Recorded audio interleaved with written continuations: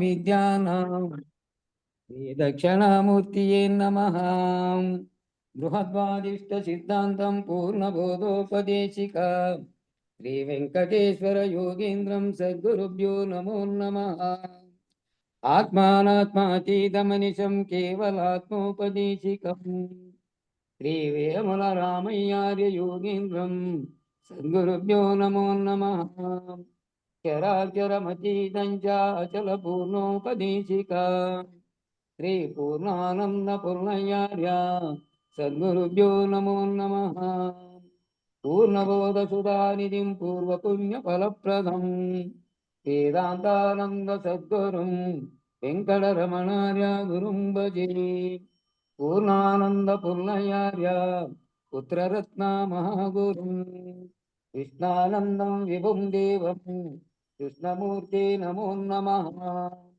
పరబ్రహ్మానందవర్షం పరాపర సమాదర్శం జ్ఞానాజ్ఞానతీతానంద శ్రీ అశ్వత్థార్య నమోస్తుతే.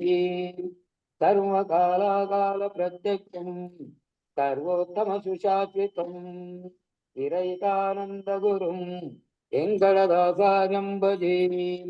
అస్మద్గురు సమారంభం కృష్ణ సాందీపమాధ్యమం శ్రీ మహావిష్ణు పర్యంతం వందే గురు పరంపరం. జై సద్గురు బ్రహ్మ మహారాజుకు జై శ్రీ వెంకటాంబ సమేత శ్రీ పూర్ణానంద పుల్లయార్య సద్గురు బ్రహ్మ మహారాజుకు జై. ఇందుగల గురు భక్త మండలికు జై. గురు పరంపరముకు జై. జై గురుదేవ్. జై.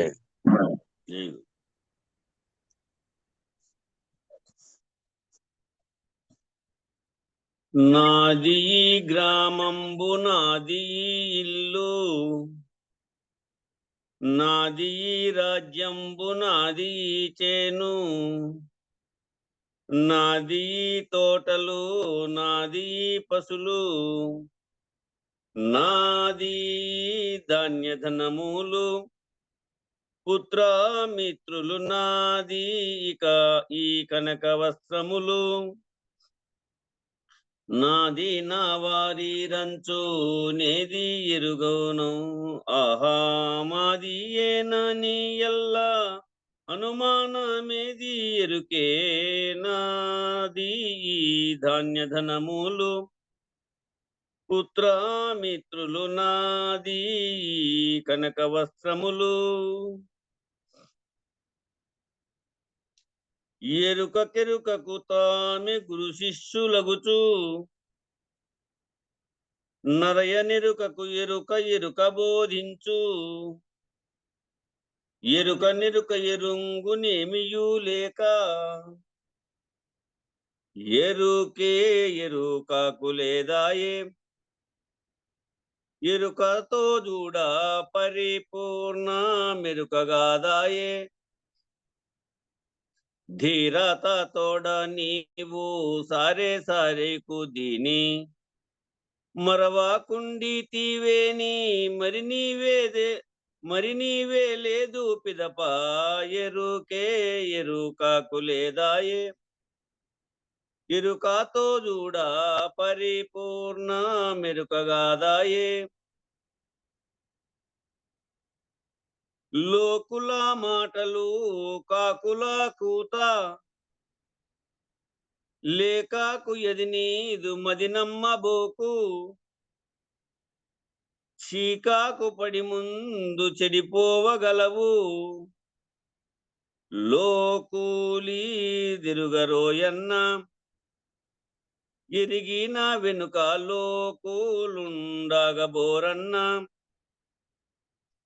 పాకాశాసనాదులు పాటించి తెలియలేరు, నీకీ వెర్రి ఎందుకు నే చెప్పినట్లు గనుమో. లోకూలి దిరుగరోయన్న. ఎరిగిన వెనుక లోకులుండగబోరన్న.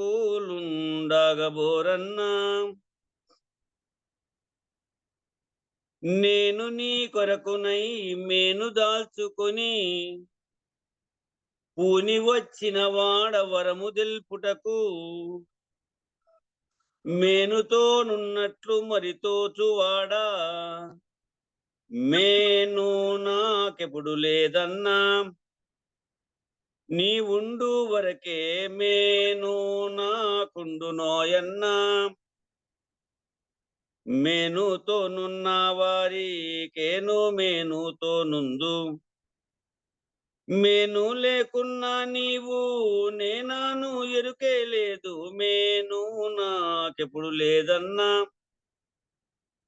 నీ ఉండు వరకే మేను నాకుండు నోయన్నా, తనువు గల్గిన వారు తెలియంగలేరు, తనువు గల్గిన వారు తెల్పగాలేరు, తనువుకు బయలుకు తగులెందు లేదు, తనువు లేకున్న వారిని వెతకి కన్గోనుము, తనువుతోనున్న వారిని మనము నా నమ్మితేని మరి కానా జాలాదెప్పుడు, తనువుతోనున్న ఎరుక తొలగాదు సుమ్మి దినము, తనువు లేకున్నగా వారిని వెతకి కన్గొనుము, తనువుతోనున్న వారిని. బోలో శ్రీ సద్గురు మహారాజుకి జై. జై శ్రీ వెంకటాంబ సమేత శ్రీ పూర్ణానంద పులయారులకు జై. జై శ్రీ ఇందుగల గురు భక్త మండలికి జై. జై గురు. జై గురు. జై గురు. 181 కంద పద్యము. 181. హలో 180. అది కాదు 181 కాదు 178. లేలే అవి అయిపోయినాయి. ఏనాయిలే. 180 కట్టించే 180 వరకు అయిపోయినాయి. 81 ఇప్పుడు మొదలు. 85 కూడా 85 కూడా ఇన్లే. లేదు 85 అయిపోయింది. లేదు ఒకసారి వెనక్కి తెచ్చి చూడండి. అయిపోయింది బావా. 178 కాడ నేను పెన్నుతో టిక్కేసి పేపర్ గుర్తు పెట్టాను. లేలే 179 అయిపోయిందిలే. అదే కొత్తగా పెళ్ళైనటువంటి వారికి ఆ పిల్లలకి పసిబాలలకు ఊరికే తిరిగే వారికి తేడా తెలిపి మనం వ్యాఖ్యానించినాం ఆల్రెడీ. 180 నుంచి ఉన్నాయి. 80 కూడా అయిపోయిందప్ప. సరే 80 కట్టించి నేను చెప్తాను. జై గురు. మనకు ఏక ప్రజలను వినుమని చదువకు, బోధ బాధయని ఇండ్లల్లో పనులన్నీ ఆది చేసుక చనియదరా సమయమందు అసహ్యమున సుత. అయిపోయింది ఇది.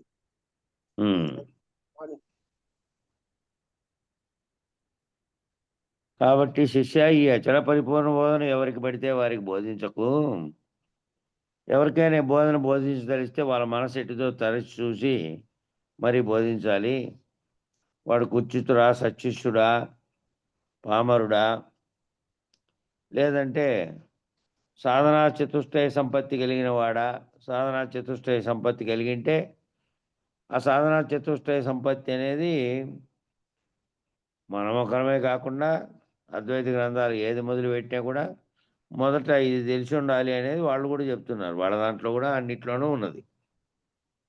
యోగ వాసిష్టం తీసుకున్నా సాధనా సంపత్తిని గురించి ఉంది, మీ ఇతరత్ర గ్రంథాల్లో కూడా ఉంది. అట్లా ఉన్నవాడైతే వానికి వెంటనే అటువంటి వారికి బోధ పట్ల ఇంకా లోతుకు తెలుసుకోవాలని, దీన్ని గురువు చేత పొందాలనే భావన కూడా ఉంటుంది. అట్లా బద్ధుడా, ముక్తుడా, ఏదైనా దానికి బద్ధుడై ఉన్నవాడా, లేదంటే అన్నీ ఏమీ లేకుండా ముక్తభావంతో ఉండేటువంటి దేన్ని ఇతరత్రా ఉండేటువంటి బంధాలలోంచి తప్పుకున్నవాడా అని వాళ్ళ మనసును తరచి చూసి బోధన చెప్పవలను అని చెప్పారు. ప్రాకృత నరమోకకు ఈ పావనమైనటువంటి బోధ చెప్పిన ఎడల ఆ నరమొక్కలుగా ఉన్న వారికి ఈ బోధ చెబితే, నరమొక్కలు అంటే మామూలు జనాలతో కలిసిపోయి వాళ్ళు వ్యవహారంలో వాళ్ళు ఈ వేదాంత విద్య పట్ల ఆసక్తి ఉండి ప్రాపంచిక జీవితాల పట్ల వైరాగ్య భావన ఉండే వాళ్ళైతే దీని మీద ఎక్కువ ఆసక్తి ఉంటారు. వాళ్ళకేమో ప్రాపంచిక విషయాల పట్ల ఎక్కువ ఆసక్తి ఉంటుంది. అట్లాంటి వాళ్ళకి చెప్పినా కూడా ఈ బోధన గల ధర్మ మర్మములు వాళ్ళు గ్రహించజాలరు. ఇది బోధ కాదు బాధ అని చెప్పి ఇంటి దగ్గర పనులు ఉండవని అసహ్యంతో లేచి బెరిబెరి పారిపోవడం అయిపోయింది. ఇది కూడా మొన్న అయిపోయింది. అవును, ఇంటి దగ్గర పని ఉందని చెప్పేది మొన్న వచ్చింది వ్యాఖ్యానం కాబట్టి గుర్తుంది నాకు. కాబట్టి అప్పుడు ఇవన్నీ అర్థం కాక ఇవేవో అర్థం కాలేదు లేకపోతే చీకాకుగా ఉన్నాయంటే ఈ బోధే అటువంటిది. ఇది మిగతా బోధల్లాగా ఏదో అనురక్తి కలిగించేది కాదు. అనురక్తి కలిగించేటివన్నీ అవి పామర జనరంజకాలు. పామర జనరంజకము అంటారు దాన్ని. పామర జనరంజకమైనటువంటివన్నీ కథలతో కూడుకొని ఉంటాయి. అవి పామర జనరంజకమైనవి. ఇవేమో పామర జనరంజకం కాదు. ఇది రంజింపజేసేది కాదు. ఇది విచారణ ద్వారా ఏవైతే ఇంతకాలం రంజింపజేసినవన్నీ భ్రాంతిగా భావించావో వాటిని పోగొట్టేది. కాబట్టి అవి అర్థం కానప్పుడు ఏమవుతారంట, ఇంటి దగ్గర పని ఉందనో లేకపోతే గ్రహించజాలక ఇవి బిరబిర పారిపోదురంట. ఇప్పుడు ఈ వ్యాఖ్యానం కూడా నిన్న అంది కదా, ఈ వ్యాఖ్యానం ఎక్కువ అంటే ఈ వ్యాఖ్యానం అనేది అనేక గ్రంథాల్లో ఒక చిన్నదానికే ఒక్కొక్కరు వారికి తోచినట్టుగా ఆ విధంగా చేసింటారు. కేవల తాత్పర్యం అయితే 3-4 లైన్లే. ఇప్పుడు మనమే ముందుకు తీసుకుంటే మొదట్లో 70-80 ఏళ్ల కంటే ముందు రాసినారు కొందరు కృష్ణదాస్ గ్రంథార్థాలకు 4 లైన్లు 5 లైన్లే ఉన్నాయి. ఇప్పుడు చూస్తే భావము, విశేష భావము, టీకా తాత్పర్యాల్లో రాసిన వాళ్ళు ఉన్నారు. అందుకనే వ్యాఖ్యానం ఎక్కువసేపు అవుతోంది, ఎవరో బోరు కొడుతోంది అన్నారట నిన్న చెప్పిర్లే. తెల్లవారుజామున ఎక్కువసేపు వ్యాఖ్యానం అవుతుందంటే వ్యాఖ్యానం ఎక్కువసేపు అంటే వేరేదేందని అంశం తెచ్చి పెట్టలే కదా, లోకాభిరామాయణం కాదు. ఎక్కువ సార్లుగా ఎక్కువ విధాలుగా చెబితే గురువులుగా ఉన్నవారేమో అనేక ఏళ్ళ నుంచి వినింటారు, నోటికి కూడా వచ్చింటాయి, అర్థం కూడా తెలుసు వాళ్ళకు. శిష్యులుగా ఉన్నటువంటి వాళ్ళు అందరూ అందరి వైపుల వాళ్ళు కార్యక్రమంలోకి వచ్చి ఇంటుంటారు కాబట్టి వాళ్ళు ఇంకా విస్తృతంగా అర్థం కాని అని 2-3 రకాలుగా చెప్పడం జరుగుతుంది. లేదంటే కేవలం ఊరికే దాని తాత్పర్యం చదివినట్టు అయిపోతుంది. చెప్పన్నా మళ్ళా పద్యం. సరే, వీణుల వినడి బోధను నేనే బ్రహ్మనని నిక్కి నీల్గడి వాడును, మానికముగాన వచ్చిన దానిని రాయనుచు తలచు తార్కికుని గతిన్. శిష్య 172వ పద్యంలో వివరించిన విధంగా అహంకార రూపమైనటువంటి మాయను నమ్మి, అహంకార రూపమైనటువంటి అంటే నేను నాది అనే తత్వంతో ఉండడమే గాక చుట్టూ ఉన్న జగత్తునంతటిని తాదాత్మ్యం చెంది తరువాత మళ్ళా విచారణ చేత ఇదంతా లేనిది నేను చైతన్యాన్ని, సర్వవ్యాప్తమైనటువంటి బ్రహ్మాండం కూడా సమిష్టి చైతన్యంగా ఉన్నదని, ఆ సమిష్టి చైతన్యం అంటే బ్రహ్మమేనని, బ్రహ్మం అనేది ఏం మనిషో వ్యక్తో కాదని, ఆ బ్రహ్మం అంటే సర్వవ్యాప్తంగా సృష్టికి కారణమైన వస్తువుగా ఉన్నటువంటి బ్రహ్మనని, ఆ చైతన్యంలోంచి నేను ఉద్భవించాను కాబట్టి నేను వేరుగా లేను, నేనే బ్రహ్మన్ అనేటువంటి మహావాక్యాల ద్వారా ఆఖరుగా చెప్పేటివాడు. అంటే నిక్కి నిలిగేటివాడు, నేనే బ్రహ్మను అని సాక్షిత్వ స్థితిలో నిలబెట్టారు కాబట్టి దాన్ని రహితపరచలేదు కాబట్టి అద్వైతం వాళ్ళు. అహంకారం లేని ఈ పరిపూర్ణ బోధన విననే వినడు. అహంకారం లేనటువంటి ఈ పరిపూర్ణ బోధలోనేమో నీకు బ్రహ్మమును అన్వయించుకున్నప్పటికీ అదే కారణ వస్తువుగా ఉన్నది కాబట్టి మళ్ళా సృష్టికి కారణమైనది, అదే జ్ఞానంగానూ ఉన్నది, అదే కర్మ చేయించడానికి కారణమై ఉన్నది, అది మళ్ళా జన్మలకు తీసుకొస్తుంది అనే దాని లేకుండా అహంకారం లేకుండా చేసేటువంటి ఈ బోధన వినడు. వాళ్ళు అక్కడి వరకే చేసుకున్నారు, దాని వరకే ఉండేటువంటి వ్యాఖ్యానాలు మాత్రమే చెప్తారు. ఆత్మ దర్శనం అయితే నేను ఆత్మస్వరూపుడు అని తెలియబడితే నామరూపాత్మకమైనటువంటి భౌతికంగా కనపడుతున్నటువంటి రూపాన్ని కాదు, వస్తు రూపకంగా ఉండేది కాదు అని తెలియబడితే చాలన్నట్టుగా ఆటుకున్నారు. వాళ్ళు ఈ బోధన వినరు. ఎందుకంటే అతి విలువైన మాణిక్యం దొరికిన దానిని రాయని తలచు తార్కికుని వలెను. ఓ తార్కికుడు ఉన్నాడు అనుకో, తార్కికుడు సర్వసంగ పరిత్యాగ అయినటువంటి వాడు, సర్వమును వదిలిపెట్టినటువంటి వాడు ఒకడున్నాడు. వాడైతే మొత్తమే జగత్తుతో పని లేదు, ఏమిటితో పని లేదు, దేన్ని విశ్వసించడు. ఇంకా కొంతమంది అయితే దాని విలువను గుర్తించలేని స్థితిలో కొందరు ఉంటారు. విలువను గుర్తించలేని వాళ్ళు కేవలం తర్కం చేసేది తప్ప వేరేది చేయరు. వాళ్ళు ఏం చేస్తారు? అటువంటి వాళ్ళు అది దానిని రత్నము, దాంట్లో మాణిక్యము, అది చాలా విలువైందని చెప్పినా అది ఏంది పోది రాయి అని చెప్పి దాన్ని రాయిలాగా తలుస్తారు. అట్లా అనగా తార్కికునకు తర్కమునందే ప్రావీణ్యం కలిగి ఉంటుంది. అంటే వానికి వాదించడంలోనూ తన వాదనను నిలబెట్టుకునే దాంట్లోనే ప్రావీణ్యం ఉంటుంది. కానీ అది మాణిక్యము, ఇది రాయి అని వాడు ఎరగడు. దాన్ని దీన్ని రెండింటిని విశ్లేషించేది ఎరగడింగా. ఆ తర్కం చేసేవాడు ఎటువంటి వాడు ఉంటాడు అంటే, ఏ రకంగా తర్కించినా సరే తాను చెప్పిన దాన్ని నిరూపించే ప్రయత్నం చేస్తాడు. అదే కరెక్ట్ అయిందని నిరూపించే ప్రయత్నం చేస్తాడు. దాన్నే తర్కం అంటారు. మళ్ళా తర్కాతర్కములలో నిరూపించగలిగిండేటిది ఒకటి ఉంటుంది. అది నిరూపిస్తే ఇదిగో ఇది రాయి, ఇది మాణిక్యము అని నిర్ణయించేటువంటి స్థాయి ఉండదు వాళ్ళకు. అటువలననే నేనే బ్రహ్మనని తలుచువాడు ఎరుక మార్గమునే ఎరుగును కానీ, ఆ నేనే బ్రహ్మమునని తెలిసేవాడు ఆ బ్రహ్మకి పుట్టినటువంటి సంకల్పం వల్ల కదా ఈ సకల సృష్టికి కారణమైనది కలిగింది. ఆ సంకల్పం మళ్ళీ ఎప్పుడైనా కలిగే స్థితి ఉంటుంది కాబట్టి మళ్ళీ జన్మకు వచ్చే స్థితి కూడా ఉంటుంది. ఆ సంకల్ప స్థితిలో ఏదైతే సాక్షిత్వంగా ఉన్నదో దాన్ని కూడా రహితపరుచుకుంటే తాను లేడు, తాను బ్రహ్మం అనేది లేదు, సర్వవ్యాప్త చైతన్యం అనేదే ఎరుక మొత్తం. అఖండమైనది ఎరుకే, ఖండమైనది ఎరుకే. ఖండాఖండములైనటువంటి ఎరుకే మొత్తం పోతే అఖండ ఎరుకు కూడా పోతే ఉన్నది ఒకటే ఉంది, పరిపూర్ణమే. ఎరుక రహితమైనటువంటి అచల మార్గం అది. అచలంగా ఉన్నది, అది సర్వవ్యాప్తమైనది, ములుగుచ సందులేక దాన్ని తెలియబడలేడు. ఎరుక మార్గంలోనే ఉంటాడు. ఎరుక మార్గంలో ఉండి నేనే బ్రహ్మముననే మళ్ళీ సృష్టికి వచ్చే కారణమైన వస్తువై ఉంటాడు. మళ్ళీ జన్మ కలిగించుకునేవాడు అయి ఉంటాడు. కాబట్టి ఎరుక రహితమైనటువంటి ఈ మార్గం లేకొస్తే ఎరుక రహితమైపోతుంది. కాబట్టి గుర్తెరిగే జ్ఞానం లేదు. కాబట్టి ఏ జ్ఞానం చేత అయితే కర్మలు చేస్తున్నావో అవి లేవు. కాబట్టి జన్మకర్మల ముడివేడి వాడు రహితమవుతాడు, జన్మరహితం పొందుతాడు గురుకృప వల్ల.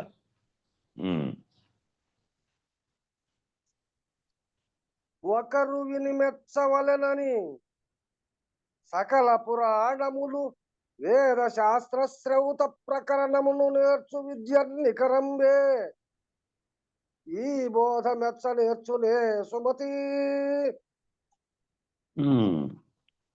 శిష్య, నేనే బ్రహ్మను వారి వర్తనము వివరించున్నాను వినుము. అహంకార రూపమైనటువంటి మాయను నమ్మి నేనే బ్రహ్మనని నిలిగేటి వాడు ఇంతకుముందు పైన దాంట్లోనే వచ్చింది. ఆ మహావాక్య విచారం ద్వారా తేలినటువంటి దాంట్లో అద్వైతంలో చెప్పింది అదే. అంతా విచారణ సాధన సంపత్తి దగ్గర నుంచి అంతా దీనిలాగే ఉన్నప్పటికీ దీంట్లో ఏమేమైతే సాంఖ్యతారక మనస్కాలు చర్చించారో అవి కూడా వాళ్ళ దాంట్లో కూడా చర్చించినప్పటికీ లాస్ట్కి ఏం చేశారంటే భౌతిక రూపంగా ఉన్నటువంటి నామరూపాత్మకమైనటువంటి జడ ప్రపంచం కాదు, ఇదంతా జడంగా ఉన్నది, ఒకప్పుడు సృష్టి అయిపోతుంది. ఏ చైతన్యం అయితే దాన్ని గుర్తిస్తూ ఉందో అదే నిజమైనది, అదే ఆత్మ, అదే బ్రహ్మము. కాబట్టి నేనే ఆ బ్రహ్మత్వ స్థితిని తెలుసుకొని నేనే బ్రహ్మనని నిర్ణయానికి వచ్చినారు. ఆ నిర్ణయంలో ఇతరులు తనను చూచి తన మాటలు విని తనను మెచ్చుకోవాలని, మెచ్చి ధనం ఇచ్చుకోవాలని అష్టాదశ పురాణములు, 4 వేదములు, షట్శాస్త్రములు, గార్హ పత్యవని హవనీయ దక్షిణాగ్నులు, స్తోత్రము మొదలుగా గల సకల విద్యలు నేర్చుకొనను. ఇవన్నీ వేదాలు, షట్శాస్త్రాలు, గార్హపత్య హవనీయ, ఇవన్నీ వీళ్ళు నేర్చుకునేటి పండితోత్తములు నేర్చుకొని వాటిని యజ్ఞయాగాదుల్లో ఉపయోగించేటివి ఇవన్నీ నేర్చుకొని ఈ మాటలు విని తనను మెచ్చుకోవాలని, ఈ పురాణాలు విని మెచ్చుకోవాలని నేను దక్షిణాగ్నులు, సూత్రం మొదలుగా గల సకల విద్యలు, సూత్ర పఠనం చేయడము, అనేటువంటివి శ్లోకాలను అవన్నీ చదువుతూ మంత్రాలు యజ్ఞయాగాదులు నిర్వహించేటప్పుడు చదివేటివి. వాటన్నిటిని నేర్చుకొని ఆ సకల విద్యలు నేర్చుకొని మళ్ళీ ఏమిటి, నన్ను మెచ్చుకోవాలి, నేను గొప్పగా పండితుణ్ణి, నేను అష్టాదశ పురాణాలను మొత్తం నోటికి ఔపోసన పట్టాను అని చెప్పడం కూడా ఒక అహంకారమే. తనను గుర్తించాలి, తన ఉనికిని గొప్పగా భావించాలి వాళ్ళు వినేవాళ్ళు అనడం కూడా అహంకారమే. కాబట్టి దానికి గట్టి పునాది వేసుకొని వేయుచున్నాడు. ఏమిటికి, తాను చెబుతున్నటువంటి ఏవైతే ఈ పురాణములతో సహా నేర్చుకున్నాడో అవన్నీ తనను మెచ్చుకునవలనే ఆశతో చెప్పుకుంటూ ఈ అహంకార రహితమైనటువంటి జనమరణ రాహిత్యాన్ని కలిగించేటువంటి ఈ ఘనమైనటువంటి గురుబోధన మాత్రం వినజాలడు. అవి ఏవైతే ఫిక్స్ అయిపోయినాయో అవి ఫిక్స్ అయిపోయినాయి. ఇంకా లోపల అవి తొలగిపోవాలంటే ఎప్పుడైతే అంతవరకు తెలిసినది అంతవరకు నేను నిజమని అన్నింటిని అనేది ఉందనుకోండి. దానికి ఒక ఉదాహరణ చెబుతున్నా. ఈ మా శాఖలో ఒక పెద్ద అధికారి ఉండేవాడు. ఆయన పేరంటేనే ఆయన మొత్తం నోటికి ఆయనకి మొత్తం అంత లా అంతా నోటికి వస్తుంది ఈ కార్మిక చట్టాల పట్ల అని. ఓ సాధారణమైన అటెండర్ స్థాయిలో నుంచి వచ్చినటువంటి వ్యక్తి ఓ ఇన్స్పెక్టర్గా ఉండేవాడు. పెద్దకు వచ్చిన తర్వాత నెలకోసారి రివ్యూ జరిపితే గడగడ వణికేవాళ్ళు ఆయన ముందర. ఇటు జరుగుతూ ఉండగా ఒకరోజు ఈ వాస్తవ విరుద్ధమైంది, ఇది డబల్ జియో పార్టీ అవుతుంది, నోటీస్ ఇచ్చి మళ్ళా వానికి పెనాల్టీ విధించి మళ్ళీ కోర్టులో కూడా కేసు వేయమని చెప్తున్నారు మీరు అంటే ఆయన ఒక్కసారిగా అర్ట్ అయిపోయినాడు. నేను చెప్పిండేది తప్పని నువ్వు అంటావా అంటే ఇంతకాలము నేను చెప్పుకుంటూ వచ్చినవన్నీ ఒక్కసారిగా నేను తప్పు అయిపోయినాయే నీ ఒక్క మాటతో. ఏది తీసుకొచ్చి చూపించది, ఏ గ్రంథంలో ఉంది, ఏ చట్టంలో పెట్టారో అది అని అన్నాడు. చూపించాడు ఆయన తెచ్చి. ఒక్కసారిగా అహం దెబ్బతినింది. రాష్ట్రంలో ఎవరు పెద్ద పెద్ద అధికారులు కూడా నాకు జవాబు చెప్పలేదని. కాబట్టి ఈ రకమైనటువంటిది నాకు వచ్చినదే నాదే గొప్పది అనే భావన ఫిక్స్ అయిపోయి ఉంటుంది వాళ్ళకి. ఈ పురాణములు వేదములు 4 వేదములు నోటుకొచ్చి సర్వత్రా చెప్పగలిగిండే వాళ్ళకి లోపల నాకు ఎవరికి అందరికంటే కూడా నాకు ఎక్కువగా తెలుసు, ఎక్కువగా చెప్పగలను అనేటువంటి భావన పరోక్షంగా ఉంటుంది లోపల. అంతరంగంలో ఆ రకమైనటువంటి అహంకారం ఫిక్స్ అయి ఉంటుంది. కాబట్టి దాన్ని పోగొట్టుకుని దాన్ని తెలిసిన తర్వాత ఇది తప్పు, ఇన్నాళ్ళు చెప్పింది అవును అప్పటి వరకు అంతే తెలిసింది చెప్పావు, ఇప్పుడు ఇంక ఇది తెలిసింది, తెలిసింటే ఈ మార్గం ఇంతకుముందు పురాణాల్లో ఉండి దీంట్లోకి వచ్చే వాళ్ళు ఉన్నారు కదా అనేకులు. అంతకుముందు ఇదే నిజమని ఎంత కళ నేను కంటిని, ఆ కళలోంచి ఇప్పుడు ఇది తెలిసిన తర్వాత నా కళ తొలగించితివే అని గురుపాదం బట్టి మారిండే వాళ్ళు ఉన్నారు, మారకుండా ఉండేవాళ్ళు ఉన్నారు. కాబట్టి ఆ మారకుండా ఉండే వాళ్ళకి ఫిక్స్ అయిపోయి ఉంటుంది. ఆ వేద పురాణ శాస్త్రాల్లో వాళ్ళకి కలిగినటువంటి జ్ఞానము పునాది వేసుకొని ఉంటాడు. మనలో అహంకారపూరితమైనటువంటి స్థితిలో ఉంటాడు. ఈ అహంకార రహితమై జననమరణ రాహిత్యాన్ని కలిగించే ఈ ఘనగురు బోధన వినజాలడు. ఇదేం చెబుతుంది, ఇదంతా మొత్తం అంతటిని తొలగిస్తుంది కదా. ఆ పురాణాల్లో చెప్పినటువంటి బాగా వ్యాఖ్యానించి అంతా గొప్పగా చేసినటువంటిది అంతా వస్తుంది నాయన, అదంతా ఏమీ లేదు. ఈ ఎరికే సంకల్పించి సర్వమును చేసింది, వేదాలతో సహా సర్వమును ఇదే చేసింది. ఇది రహితమైతే అది ఏమీ లేదు. అది నువ్వు అనేవాడే లేడు, నేనున్నానని చెప్పేవాడు లేదంటే నేను లేను, జగత్తు లేదు, అంతా మాయమే, అంతా లేదు, అంతా లేనిదే లేనట్టుగా తోస్తోంది, ఉన్నది అచలమే అని చెప్పడానికి కూడా ఉన్నది అచలమని చెప్పేవాడు కూడా లేడు.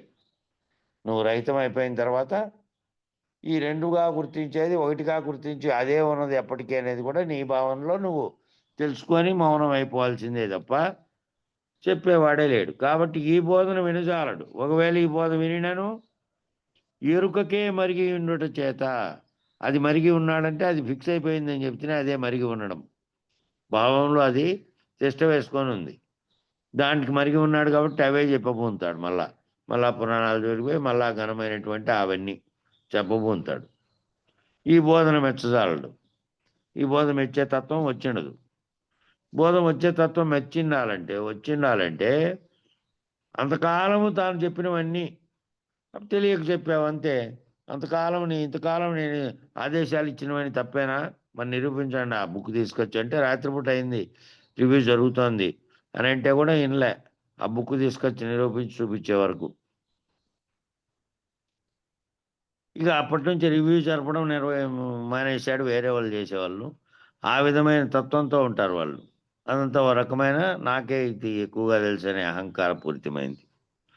అట్లా ఎరిగినా కూడా, ఇది తెలియజెప్పినా కూడా వాళ్ళు అది దానికే మధ్య ఉంటారంట. కాదు, అది కూడా వాళ్ళకు వేరే విషయంగా తెలియక, విశదీకరంగా విచారించక, వేరే విషయం తెలియక అదే నిజమని అది విన్నాడు, అదే నిజం అనుకుంటాడు. అనుకుంటాడు, ఇది తెలియజెప్పినా కూడా ఇది తెలియజెప్తే ఈ బోధన వినడు అనేది. ఇంకా విచారించే గుణం ఉండదు. మళ్ళా ఇంకోటి, నా మాట కరెక్టా కాదు, అది ప్రశ్నకు ప్రశ్న మళ్ళా వేసి నా మాట కరెక్టా కాదా అని నిర్ణయించుకోడు. నిర్ణయించుకోక ఇంకా దిక్కుదలక ఇంకా అదే నిజమని ఎప్పుడూ అదే చెప్పుకుంటా ఉంటాడు. మళ్ళీ ఇంకో కొంత అభిమానం అడ్డుపడుతుంది వెంకటదాసన్న. ఆ అభిమానము ఇంత చదివి ఇంత ఈ ఊర్లో అంతా నేను ఇందరికి చెప్పేవాడిని అయ్యి కూడా మళ్ళా ఈ పట్టడమేమి అనే అభిమానం కూడా కొంత జనానికి ఉంటుంది. అవు అట్లా కూడా జరుగుతుంది. అట్లా సాధారణముగా తెల్పకు ఈధర మానవుల పిలిచి ఈ బోధను బల్ మేధానిది యాచించిన బోధించుము వద్దు లోప బుద్ధి సుబుద్ధి. శిష్య బోధలకెలను గురువు అయినటువంటి ఘనగురు బోధన. ఈ బోధనలు అన్నిట్లోనూ ఘనమైనటువంటి ఈ బోధను సాధారణంగా ఎవరికి పడితే వారికి పిలిచి తెలపకము. అయితే సాధన చతుష్టయ సంపత్తి కలిగి ఒక్కటైనా భ్రాంతి లేకుండా ఎవరు బోధ చేయగలరు అని అత్యంత ఆసక్తి కలిగిన బహుమేధానిది వచ్చి నేను శరణు చూస్తే, కాబట్టి ఎవరికైతే వైరాగ్య భావం కలిగి వానిలో ఇంతకాలం మామూలుగా చూస్తున్నటువంటి తాను వ్యవహరిస్తున్నటువంటిది అంతా కూడాను ఆ లేని దాంట్లోనే తెలియబడకపోవడం వల్ల ఇదంతా నిజమని నేను నమ్మినాను, కానీ ఇదంతా వైరాగ్య భావనతో ఇదంతా కానిది తెలుసుకోవాలనేటువంటి గురువు దగ్గర శరణొచ్చి ఎవడైతే ఆల్రెడీ సాధకుడుగా ఉన్నాడో వానికి ఇంకా భ్రాంతి లేకుండా చేయగలగడం, బోధించగలగడం, ఎవరు బోధించగలరు, ఎవరు నా భ్రాంతిని పోగొట్టగలరనే భావంతో ఉండేవానికి తొందరగా అతుకుతుంది, తొందరగా పట్టుకుంటుంది. అత్యంత ఆసక్తి కలిగిన బహుమేధానిధి వచ్చి అడిగితే నిన్ను శరణు వచ్చిన ఆ మేధానిధికి ఘనగురు బోధన బోధించు. నిన్ను శరణు వస్తే అట్లాంటి వాడు ఆ విధంగా వైరాగ్యభావం కలిగి నువ్వు చెప్పినట్టుగా విని ఆ విన్నదాన్ని ఆకలింపు చేసుకొని భ్రాంతిని వదిలిపెట్టే తత్వంలో ఉండేవానికి బోధించండి. అటువంటి మేధావులకి బోధన బోధించుట యందు లోపబుద్ధి చూపించకము. అటువంటి వాడు ఆసక్తిగా ఉంటే అటువంటి వారికి చెప్పే దాంట్లో నువ్వు అలసత్వం ప్రసాదించద్దు, అలసత్వంతో ఉండద్దు, తప్పకుండా బోధించు, లోపబుద్ధి చూపించకు. అట్లాంటి వాడు నాకు దొరికితే చాలు పాపం వానికి చెప్పడమే కాక వాడిని కడతేరినందువల్ల తన శిష్యుడే కాబట్టి, తాను శిష్యుడు వేరు కాదు కాబట్టి తనకు కూడా మరింత తన భావానికి తగినట్టుగా అతను కూడా మళ్ళీ చెప్పగలిగినంత వాడవుతాడు. అటువంటి ఆసక్తి ఉండేవానికి చెప్తే, ఆసక్తి లేనివానికి చెబితే వాడు కడతేరకపోగా ఇక మళ్ళీ ఈ బోధన విస్తృతపరిచేది కూడా ఉండదు.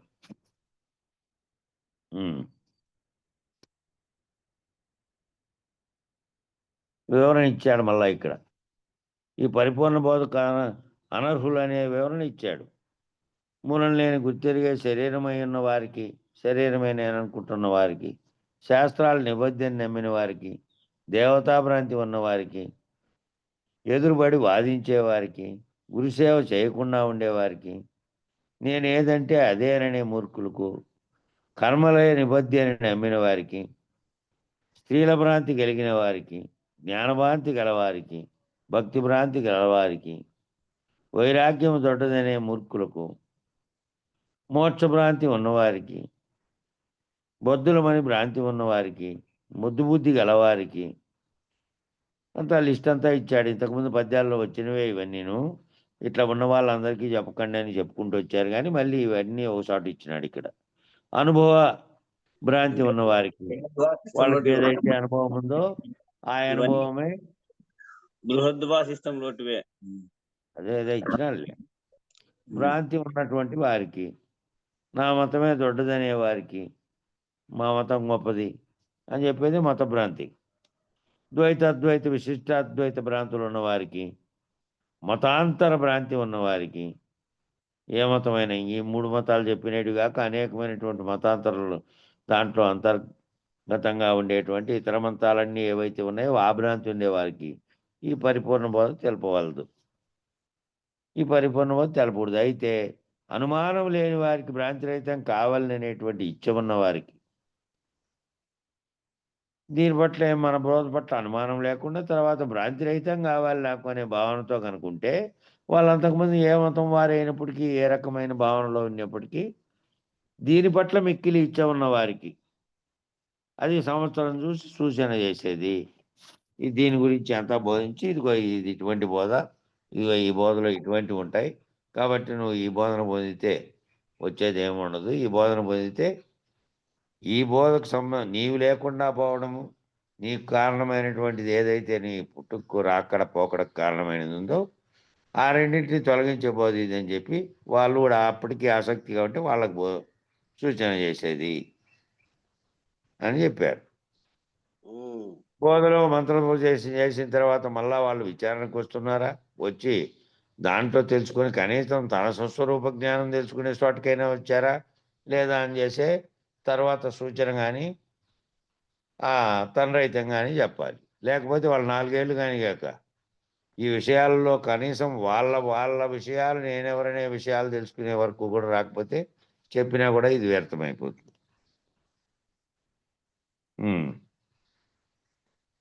ఏ బోధ శిష్యులకు గల ఆ బాధలను అణచివేసునదే సద్బోధవు. ఆ బోధ ఏది అని నను ఈ బోధే సుమ్మి దీన్ని ఇక విడువకుమి.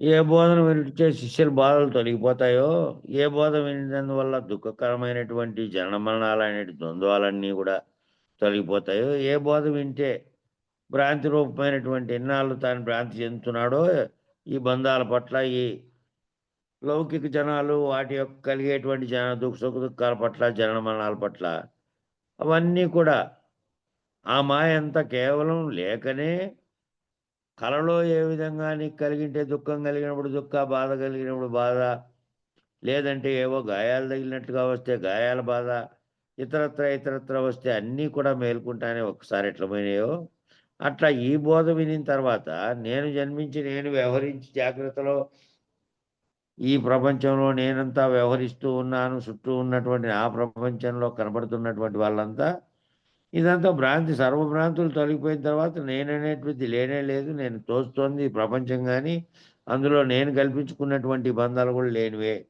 అనేది తెలిసిపోతుంది. కాబట్టి బోధలకు వెళ్ళను గురువుకు బోధ ఇది. ఈ బోధ అచల పరిపూర్ణ బోధే కాబట్టి ఇదే సద్బోధ. ఎందుకంటే ఉత్తబట్ట బయలు ఉన్నదో లేదో అని అనుమానం లేకుండా చూసి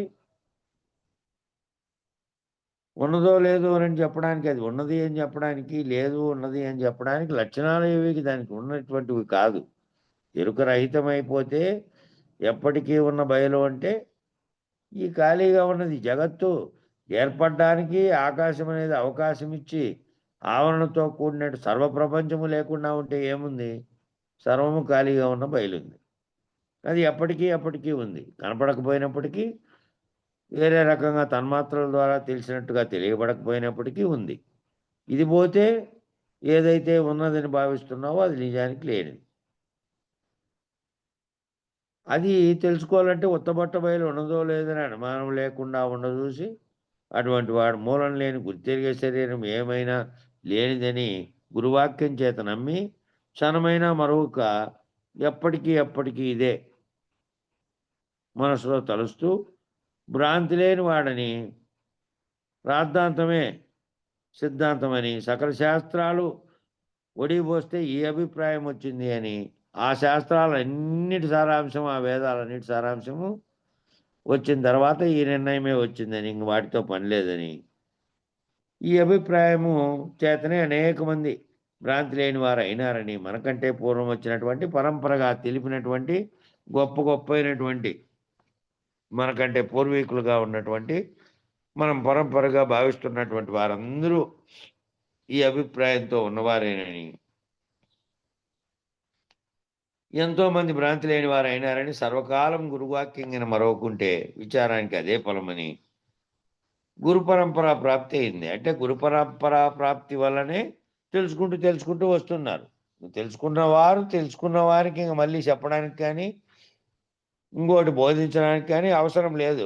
ఏ శిష్యుడో వచ్చి మళ్ళీ తనను రైతపరచమని, తాను కూడా అటువంటి భ్రాంతిని తొలగించమని అడిగితే తప్ప చెప్పాల్సిన పనే లేదు. కాబట్టి అయితే పరంపరగా వచ్చిన దానికి కారణం ఏమిటి అంటే, ఎవరో ఒకరిని ఆశ్రయిస్తూ ఉన్నందువల్ల, అట్టి గురువులు సంకల్పించి వాళ్ళని భ్రాంతి రహితమయ్యేటట్టు చెబుతూ ఉన్నందువల్ల వాళ్ళు మళ్ళీ గురువులై పరంపరగా అక్కడి నుంచి ఇక్కడి దాకా సాగించుకొచ్చు వచ్చారు వేల సంవత్సరాల నుంచి.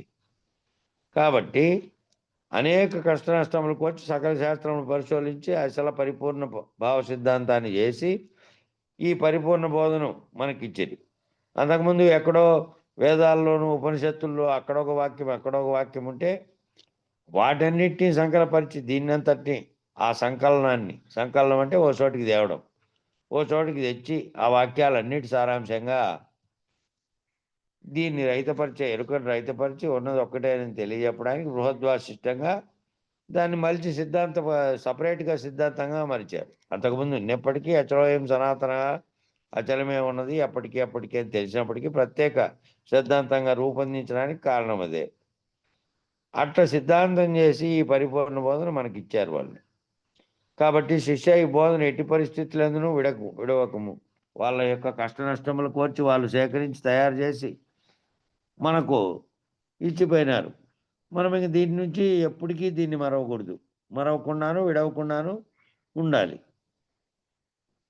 అందువల్ల నీవు ధరించే స్థితి వస్తుంది. నువ్వు లేకుండా నీవు ఉన్నట్టుగానే, నీ శరీరం ఉన్నట్టుగానే నువ్వు రైతపడమే జన్మరాహిత్యము భావాన్ని తెలుసుకొని నువ్వు ఆ స్థితిలో ఉండడమే ఈ బోధ.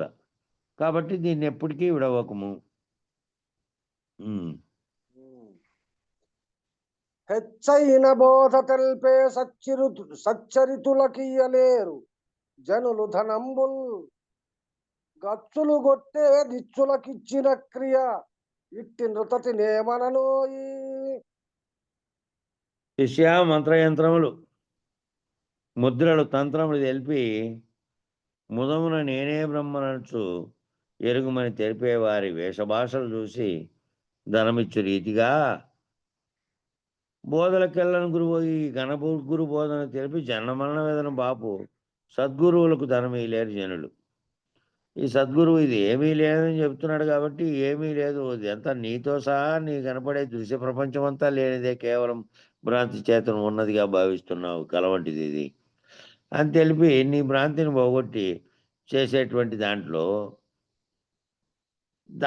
అటువంటి దానికి ఏదైనా సహాయం చేసి దాన్ని విస్తృతపరచడానికి గ్రంథరూపకంగా, లేదంటే జ్ఞానరూపకంగా, లేదంటే ఆశ్రమాలు ఇంకో దాంట్లోనో దానికి చేయాలని అనిపించదంట. ఎవరైతే ఈ అబద్ధమైనటువంటి దాన్ని బ్రహ్మాండంగా ఇంకా వర్ణించి ఇంకా లేనివి కల్పించి చెప్పి భ్రాంతిని కల్పించేటువంటి వేషభాషలు వాళ్ళ యొక్క దాన్ని చూసి ఇస్తారట. ఆ వేషభాషలు చూసి ఇప్పుడు చెప్తున్నటువంటి పెద్ద పెద్ద సంస్థలు ఉన్నాయి. కంచి కామకోటి పీఠం 3,600 కోట్ల రూపాయల ఆస్తులు మరియు బ్యాంకు బ్యాలెన్స్ ఉంది దానికి. అట్లాగే శృంగేరి పీఠం కర్ణాటకలో ఉంది, దానికి కూడా బ్రాంచీలు దేశవ్యాప్తంగా ఉన్నాయి. మళ్ళీ హరిద్వారంలో ఉండేటువంటి ఒక పీఠం, ఆ పీఠానికి కూడా అనేక చోట్ల ఉన్నాయి. ఈ పీఠాల వాళ్ళందరికీ వాళ్ళ దగ్గరికి పోయి, వీళ్ళందరూ కాకుండా ఎవరికి వారు సొంతంగా కూడా కొత్తగా పీఠాలు ప్రకటించిన వాళ్ళు కూడా ఉన్నారు. శారదాపీఠం విశాఖపట్నంలో స్వరూపానందేంద్ర స్థాపించేది కూడా అటువంటిదే. కాబట్టి వీళ్ళందరికీ పోయి ధనం ఇచ్చి 1,000 కోట్లు ఇస్తున్నారు. వాళ్ళు మళ్ళీ బంగారం సింహాసనం తయారు చేసి వాళ్ళ వారసుడుగా ఉన్నటువంటి శిష్యుని ప్రకటించి ఆయన దాంట్లో కూర్చోబెట్టాడు కిరీటం దొడిగి 4 ఏళ్ల కిందట స్వరూపానందేంద్ర. కాబట్టి వీళ్ళంతా ఎటువంటి వాళ్ళంటే ఇట్లాంటి వాళ్ళందరికీ కుప్పేస్తారట అట్లా పోయి డబ్బులు, అబద్ధం చెప్తానప్పటికీ. ఈ సర్వభ్రాంతులను తొలగించి ఈ సద్గురువుడుగా ఉండి జనన మరణ వేదన బాపేటువంటి గురువులు కీరట. ఇలాంటి జనులను ఏమని అందరు అంటే ఈ రాజమార్గం చెప్తే జన విరోధం, మూలం లేని గుర్తెరిగే శరీరం చెప్పినట్టు చేసినట్టు చెబితే తెలిసిన వాడని జనరంజకం. ఆ మూలం లేని గుర్తెరిగే శరీరం నిజమైందిగా చెప్పి వాని వేషభాషలన్నీ చూపించి, లేదంటే నీకు మంత్రతంత్రాలని చెప్పించి పో, నీకు సకల ఐశ్వర్యాలు కూడుగాక. సకల ఐశ్వర్యాలు కూడడం అంటే ఏంటి? ఇదే ఇంకా ఈ అహంకారపూరితమైనటువంటి భ్రాంతితో కూడుకున్నటువంటి జగత్తులో నువ్వు వర్ధిల్లు పో. ఇదే నిజం అనుకొని, ఇదే డబ్బు, ఇవన్నీ ఇదంతా నిజం అనుకొని ఎవరైతే ఇస్తాడో వాడు ఆ గురువు గారి ఆశీర్వచనం వల్ల నాకు ఇంకా పెరిగిపోతుంది ఆస్తులు పాస్తులు అని చెప్పి భావించి ఆ విధంగా ఉండేవాడిని వాడు ఇస్తా అంటాడంట దానికి. ఇక్కడేమో నువ్వు నీతో సహా నీ చుట్టూ ఉన్న సర్వవ్యాప్తమైనటువంటి ప్రపంచం అంతా కూడా కేవలం భ్రాంతి వల్ల ఉన్నట్టుగా తోచబడుతోందే కానీ నిజానికి లేనిది, ఉన్నది ఎప్పటికీ అచలమే. నేననేటువంటి కారణ వస్తువు ఏదైతే ఉన్నదో అది సర్వవ్యాప్తమైన చైతన్య రూపంలో ఉన్నది. ఆ చైతన్యమే బ్రహ్మమని అంటున్నారు. ఆ చైతన్యం లేకుండా పోతే సృష్టికి కారణమైన వస్తువే లేదు. ఉన్నది అచలమే, నీతో సహా ఏమీ లేదు. ఆ భ్రాంతిని విడిచి ఎప్పుడు గురువాక్యంలో ఉండని భ్రాంతి తొలగించే మార్గాన్ని చెప్పేటువంటి వారికి కానీ వాళ్ళ ఆశ్రమాలకు కానీ వీళ్ళు ఏ బుద్ధి కాదు వీళ్ళకి. ఆ విధంగా ఏదైతే అబద్ధం చెప్పి వాళ్ళని మళ్ళీ అబద్ధంలోనే ముంచుతుంటారో వాళ్ళకి ఇస్తూ ఉంటారంట. సత్యం జన విరోధాయ అసత్యం జనరంజకం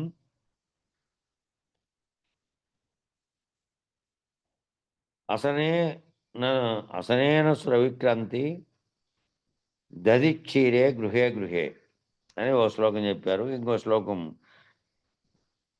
నీమది కీని నిజబోధన్ ప్రేమతో నాటించదలిచి పెక్కు విధములను నే మొదలు పెట్టి చెప్పితే ఏమాత్రము రాత్రి పగలు ఏమారకుమి. అది పద్యము ఈ కింద అది పద్యం, పైన ఒకటే. ఇది కింద పద్యం 186వ పద్యం. ఈ సత్యం జన విరోధాయ అసత్యం జనరంజకం. సత్యం అంటే సత్యం చెప్తా పోతే జన విరోధం అవుతుందంట, అసత్యం చెప్పుకుంటా పోతే జనరంజకంగా ఉంటుందట. ఇవన్నీ కవిత్వాలు తర్వాత వచ్చేసి పురాణాలు వెల్లడించినటువన్నీ అట్లా జనరంజకంగా ఉండడానికి మలిచిందే కథలే. కాబట్టి ఆ జనరంజకంగా అట్లయినా వింటారేమోనని, అట్లా కథల రూపంలో చెప్తే వింటారేమోనని కథల రూపంలో కూడా రాశారు. మన ఇలపకుర్తి రామచంద్రరావు రాశారు. దానికి వేదాంతపు కథలు అని పెట్టాడు పేరు. వేదాంతపు కథలు అని దాంట్లో కొన్ని కథలు ఉన్నాయి. ఓ తాత వచ్చినట్టు ఒక అమ్మాయి అడుగుతూ ఉంటే కథలు చెప్తూ ఉంటాడు ఆయన. దాంట్లోనే ఈ వేదాంతం చెప్పినట్టుగా అటు చెప్తే ఏమైనా వింటారేమో కథలు చెప్పినట్టని. కాబట్టి ఆ అసత్యమైన జనరంజకమైనవి చెప్తే బాగా వింటారంట. మామూలుగా ఇది ఈ పద్ధతిలో చెప్తే వినరు అని చెప్పారు. నీమదికి నిజబోధన్ ప్రేమతో నాటించదలచి పెక్కు విధములను నే మొదలు పెట్టి చెప్పితి ఇదే మాత్రము రాత్రి పగలు ఏమారకుని.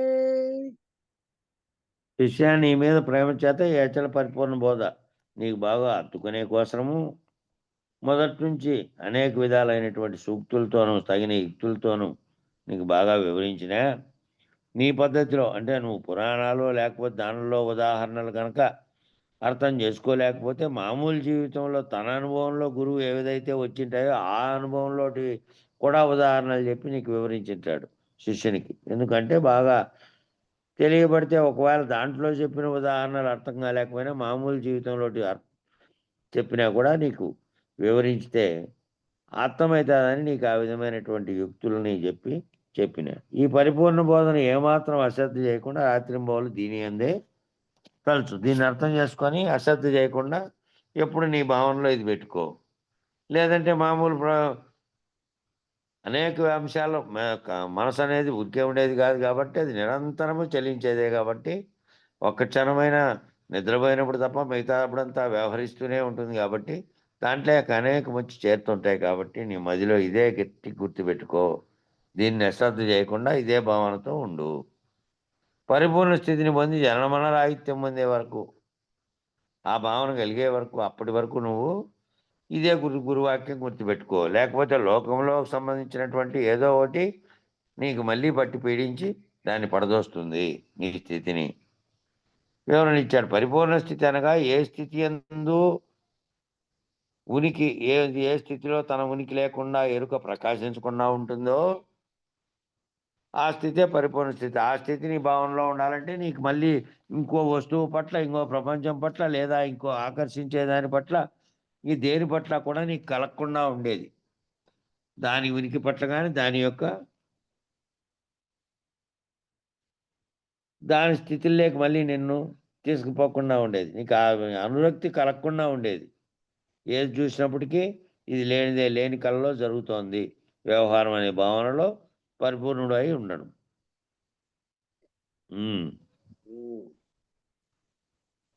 కమలంబులున్న కొలనుకు భ్రమరములే తెంచినట్లు బాగుగా బోధం తమ మదిగోరి గురుని పద కమలములను గొల్వ సుజనగణమే తెంచున్. అదే కమలాలు ఏ దాంట్లో ఉంటాయో, ఏ దాంట్లో కొలంలో అయితే పుష్పాలు ఉంటాయో దాంట్లో ఉండే పుప్పుటి అనేది గ్రోలి ఆ దానికోసం తుమ్మెదలు ఎంత దూరం నుంచి వస్తాయో, ఎక్కడ పువ్వులు ఉంటే అక్కడ పోయి ఈ తేనెటీగలు పెట్టేదానికోసం అవి కూడా పోయి ఆ పూలలో వాళ్ళు దాంట్లో మకరందాన్ని స్వీకరించగోరుతాయో, ఆ విధంగానే పరిపూర్ణ బోధ కోరి సృజనగణం సద్గురు పద కమలములు కొలుచుటకై బహుదూరం నుండి ఏతెంచుతుందరు. అంటే ఆ విధంగానే కమలం నుండే కొలం లేక తుమ్మెదలు ఇచ్చినట్టుగా ఈ ఎవరైతే పరిపూర్ణ బోధ తెలుసుకొని నేను ఈ సద్గురు పాదముల వల్ల, సద్గురు కృప వల్ల నేను దీంట్లో నుంచి ఈ జనన మరణ స్థితిలో నుంచి బయటపడాలని ఎవరికైతే ఉంటుందో అట్టి సృజనులైన వారు జనన మరణ రాహిత్యం కోరి కష్ట నష్టాలు ఓర్చుకొని సద్గురువుని ఆశ్రయించుదురు. మన పెద్దలంతా ఏ రకమైన సౌకర్యాలు లేకపోయినా ఎంతో కష్టపడి ఎంత దూరమైనా నడిచి ఎన్ని సొంత పనులు ఉన్నా ఆ పనులను కూడా ఓ పక్క చేసుకుంటూనే ఇంత కష్టతరంగా పోయి ఆటి గురువుల దగ్గరికి పోయి వాళ్ళ దగ్గర ఆశ్రయించి నేర్చుకున్నట్టుగా వీళ్ళు వస్తారు. ఎక్కడి నుంచినో కష్ట నష్టాలకైనా సరే వాళ్ళు కష్టము నష్టం అనుకోరు.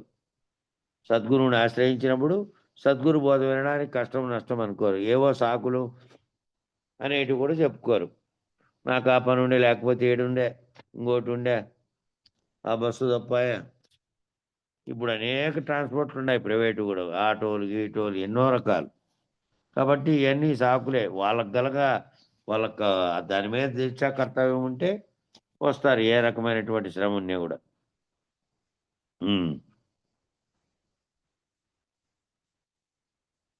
సురవరుడహల్య కోసము మరులొందిన రీతినెప్పుడు మరుగుదురగ్నుల్ పొరుగురి సాధులకు తమ పురమున గల సాధులందు బుద్ధి నిలువకన్.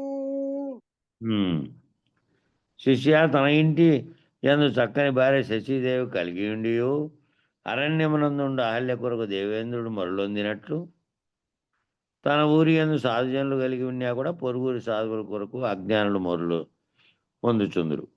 ఈ అహల్య అనే తయారు చేసినప్పుడు బ్రహ్మము ఎంతో అందంగా ఉంది, దీనికి ఒక పోటీ పెట్టి ఆ పోటీ నిర్వహించి ఎవరికొవరికి ఇచ్చి చేస్తాను అంటే గౌతముడు అనే మహర్షి అందరికంటే ముందుగా లోకాలు చుట్టి వచ్చినాడు అనే దాని చేత ఆయనకిస్తే అప్పుడు క్రోధం చెందినటువంటి వాడు ఎవరైతే ఈ మహేంద్రుడు ఉన్నాడో, ఇంద్రుడు,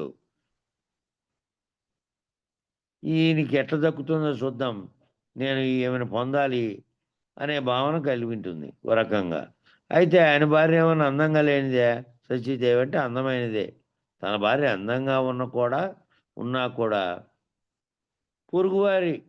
వారిని కోరిన విధంగా తన భావనలో బుద్ధి వక్రత చేత కోరినట్లుగా ఆ దేవేంద్రుడు కోరి ఆయన శాపానికి గురయ్యాడు.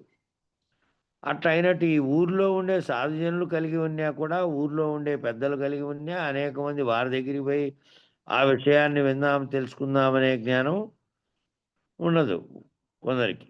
ఆ పొరుగురు సాధువుల కొరకు ఆ ఎక్కడో ఉంటే దూరపు కొండలు నునుపన్నట్టుగా ఈ అజ్ఞానులు తమ ఊరందున్నటువంటి సాధువును గుర్తించలేక వేషభాషాలు హావభావాలు ప్రదర్శించి పొరుగురులో ఎక్కడో ఉంటే ఆ సాధులకు మరుగుచుందురంట.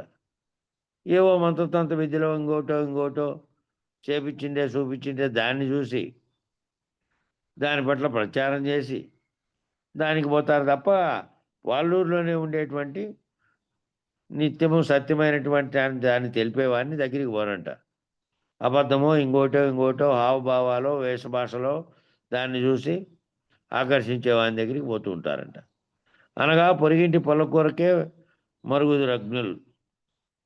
అజ్ఞానంగా ఉండేవాళ్ళు పొరుగింటి పొలకూర కదా బాగుందని రుచిగా ఉంది అన్నట్టు, తన భార్య బాగా చేసింటే కూడా రుచికరంగా పొరుగింటి పొలకూర చాలా బాగుంది అన్నట్టు అని అంటే, ఒక ఆమె ఏం చేసిందంట అంటే కూర చాలా తిన్నం అసహ్యంగా ఉంది అంటానని అన్నం గిన్నం వడ్డించే ముందర అన్నం అంతా టేబుల్లో పెట్టి చిన్న గిన్నె తీసుకొని అట్లా పోయి ఉరికేనల్లా మళ్ళీ ఇట్లా వచ్చేసింది అనమాట. ఏమంటే కూర వేపించుకొని వస్తే వాళ్ళ ఇంటికాడని వేసిందంట. ఆమె చేసిన కూరే ఊరికే ఉత్తగిని తీసుకొని పోయి బయట దాకా వచ్చి చాలా బాగుంది రుచిగా అన్నాడంట. అట్లా అదే కూర ఆమె చేసింటే మామూలు తిన్నం పేర్లు పెట్టేవాడు అనమాట. అట్లా వీళ్ళందరూ ఎట్లాంటి వాళ్ళు అంటే పొరిగింటి పొలగూరు రుచి అని చెప్పినట్టు తన ఊర్లోనే ఉండేటువంటి సాధువులను, తన ఊర్లోనే తనను గట్టెక్కించగలిగినటువంటి మహానుభావులు ఉండాలని గుర్తించలేరు.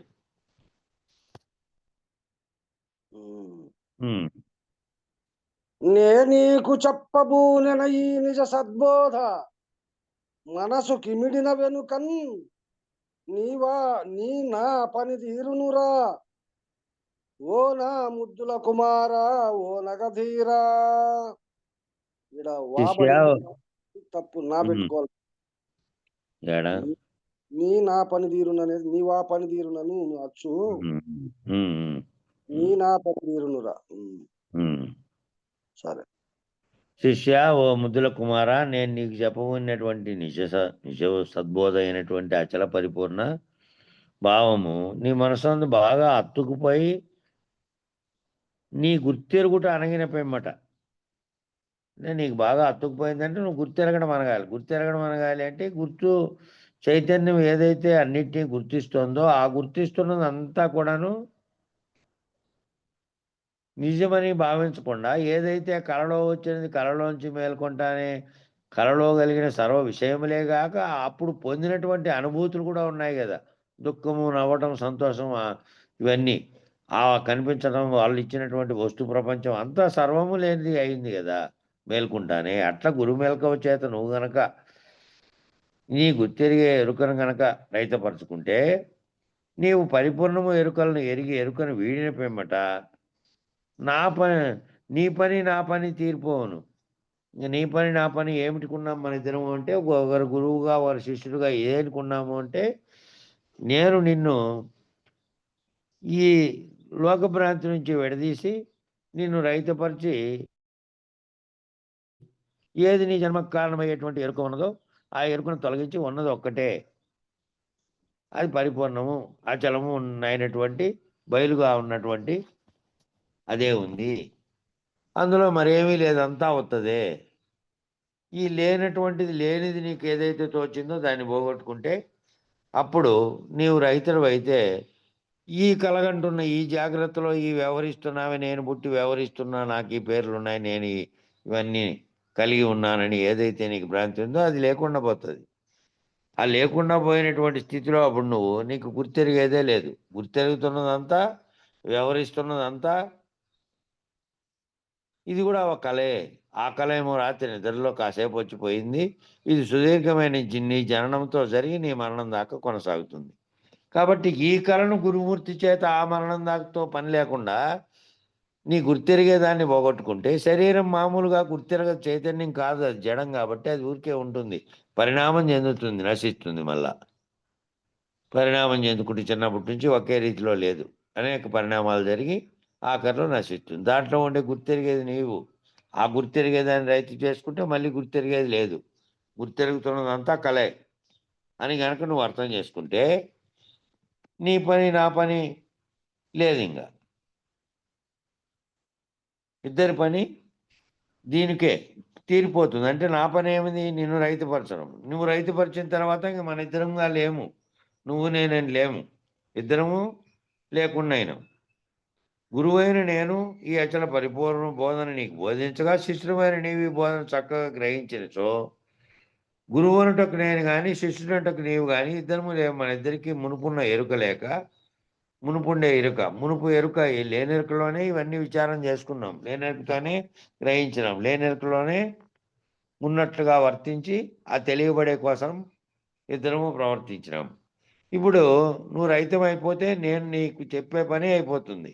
నువ్వు రైతం అయిపోతే నువ్వు వినే పని అయిపోతుంది. ఇద్దరము లేనట్లుగా ఇద్దరము ఒక్కటైపోయి ఇద్దరం ఏకమై ఎచ్చట్లు నిల్చుండేటందుకు కూడా ఎక్కడ చోట్లేక, మనం ఉన్నదనే భ్రాంతిని వీడి మనం ఉన్నామనే భ్రాంతి లేకుండా పోవదం ఎచ్చటకో అంటే పోవదం లేవు. శరీరం ఉంది, శరీరంలో గుర్తెరిగే భావన పోయింది. ఉన్నది అచలమే, ఎప్పటికీ స్వతసిద్ధంగా, అందులో దీనికి స్థానం లేదు, ఇది మూలం లేకనే వచ్చి ఈ ప్రవర్తన అంతా చేసింది అనే భావంతో పోతాం. అప్పుడు పనే లేదు.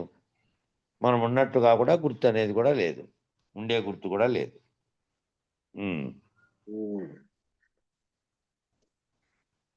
త్రక్షుని నిందించిన యాదక్షుని గాని ప్రాణమిడిన త్రక్షసతి వలెన్ ఈ క్షితి తన దేశికునుపేక్షించిన జనుల తానుపేక్షించదగున్.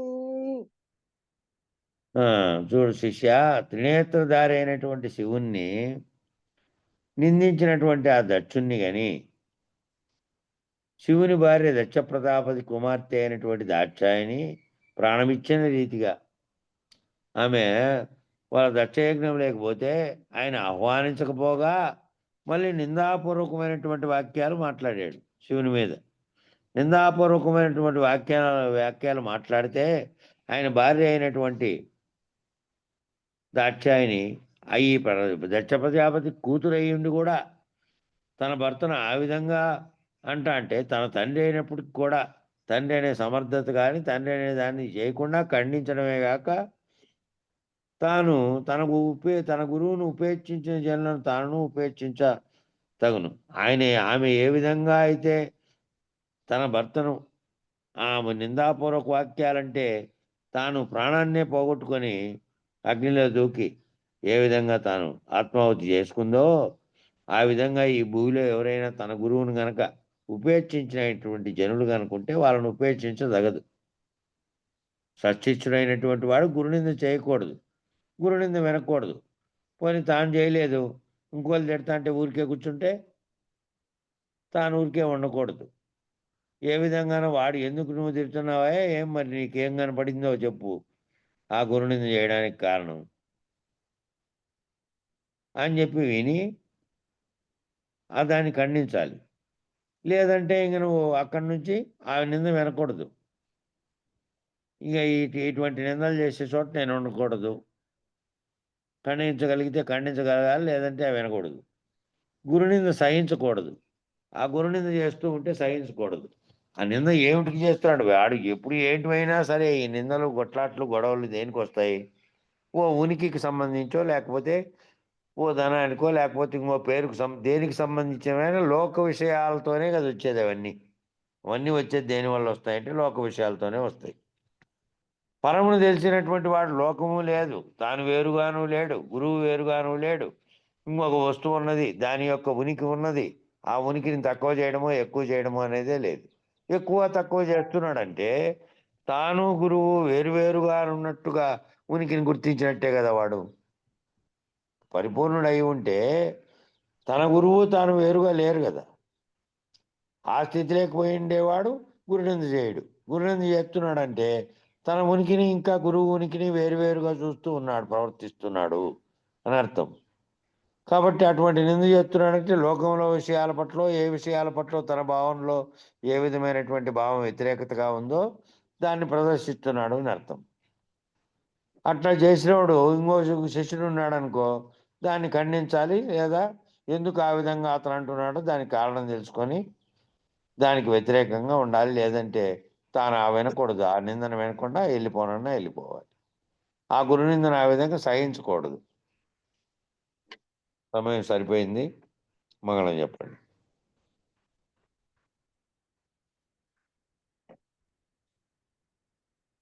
జై సద్గురు ప్రభు మహారాజుకు జై. మంగళం మహానుభావ మంగళం పరమ ప్రభు మంగళం పరిపూర్ణ రూప మంగళం గణుధర విభో. మంగళము నీకు గురువర మంగళము పాహి పాహి మునిజన వినుత. మంగళము సుజన రక్షక మంగళము దేవదేవా మహనీయ గుణుమి. మంగళారతి మదినందు కొనుమి. మంగళమిస్తిమి మహదాంకారంబును బంగారమను హృదయ పళ్ళెరాముల నుంచి. నింగే నేలకు నెలగుచుండిన నెరుకని కర్పూరమునుగొని మంగళారతి మిస్తిమికమే మానుకొందుము ఎరుక చేష్టలు మహనీయ గుణుమి. మంగళారతి మదినందు కొనుమి. మంగళం గురుదేవాయ మహనీయ గుణాత్మని సర్వలోకచరణ్యాయ సాధురూపాయ మంగళం మంగళం మంగళం. జై సద్గురు ప్రభు మహారాజుకు జై. జై శ్రీ పూర్ణానంద పుల్లయార సద్గురు ప్రభు మహారాజుకు జై. జై వేదాంతానంద వెంకటరమణార సద్గురు ప్రభు మహారాజుకు జై. విష్ణానంద కృష్ణమూర్తార సద్గురు ప్రభు మహారాజుకు జై. జ్ఞానాజ్ఞానతీత అశ్వత్థార సద్గురు ప్రభు మహారాజుకు జై. విరహితానంద వెంకటదాసార సద్గురు ప్రభు మహారాజుకు. ఇందుగల గురుభక్త మండలీకు గురు పరంపరముకు జై. సాధు సత్పురుషులకు జై. సర్వం సద్గురు చరణార విందార్పణమస్తు. సర్వే జనా సుఖినో భవంతు. ఓం శాంతి శాంతి శాంతి. జై సద్గురుదేవ.